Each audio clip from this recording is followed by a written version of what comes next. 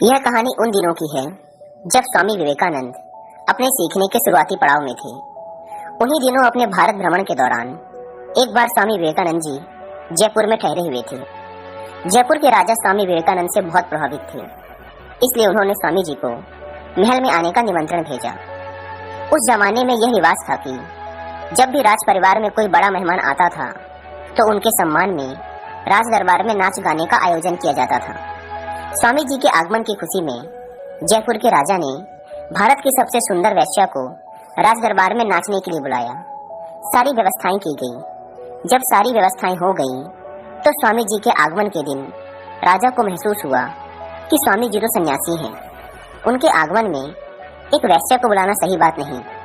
कहाँ वो इतने बड़े सन्यासी और कहाँ ये वेश्या। लेकिन राजा भी ज्यादा कुछ नहीं कर सकते थे, क्योंकि वेश्या की टोली महल में पहुंच चुकी थी। सारे गाने बजाने वालों की मंडली भी पहुंच चुकी थी। साथ ही स्वामी जी से मिलने के लिए राजा ने अपने बहुत से मित्रों को भी आमंत्रित किया था।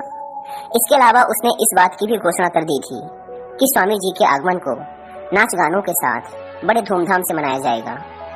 जब स्वामी जी महल में पधारे और उन्हें इस बात का पता चला कि उनके मनोरंजन के लिए एक वेश्या को राज दरबार में बुलाया गया है, तो वो महल के एक कमरे में अंदर चले गए और दरवाजे को अंदर से बंद कर लिया।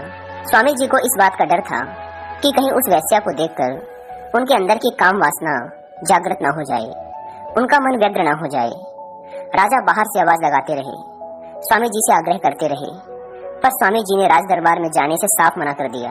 राजा बाहर से माफी मांगते रहे और कहते रहे कि मुझसे ये गलती इसलिए हुई क्योंकि आज तक कोई सन्यासी राजमहल पधारा ही नहीं और मुझे आज तक मौका ही नहीं मिला किसी सन्यासी का स्वागत करने का। इसलिए मुझे पता ही नहीं था कि एक सन्यासी का स्वागत कैसे करते हैं। लेकिन स्वामी जी ने दरवाजा खोलने से साफ मना कर दिया। वेश्या को भी महल से निकाला नहीं जा सकता था, क्योंकि वह बहुत ही बड़ी और आला दर्जे की नाचने वाली थी। पूरे देश में उसका नाम था। राजा दुविधा में फंस गए। जब वेश्या को इस बात का पता चला कि स्वामी जी उसकी वजह से बाहर नहीं निकल रहे, तो उसने एक गाना गाना शुरू कर दिया।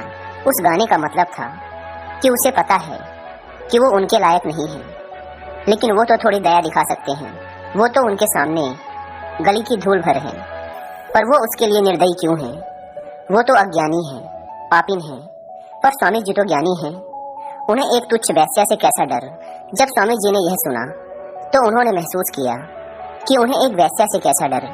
असल में वो उस वेश्या से नहीं, बल्कि अपनी काम वासना से डर रहे हैं। उन्होंने सोचा कि इसका मतलब मेरे मन के किसी कोने पर काम वासना ने आज भी घर कर रखा है। स्वामी जी ने महसूस किया कि इसका उपचार वेश्या को महल से बाहर निकालना नहीं, बल्कि काम वासना के विचारों को मन से बाहर निकालना है। इसके बाद स्वामी जी दरवाजा खोल कक्ष से बाहर आए और उस वेश्या से जाकर कहा, हे देवी, गलती तुम्हारी नहीं, बल्कि मेरे मन में बैठी काम वासना की थी, जिसे अब मैंने अपने मन से पूरी तरह से निकाल फेंका है।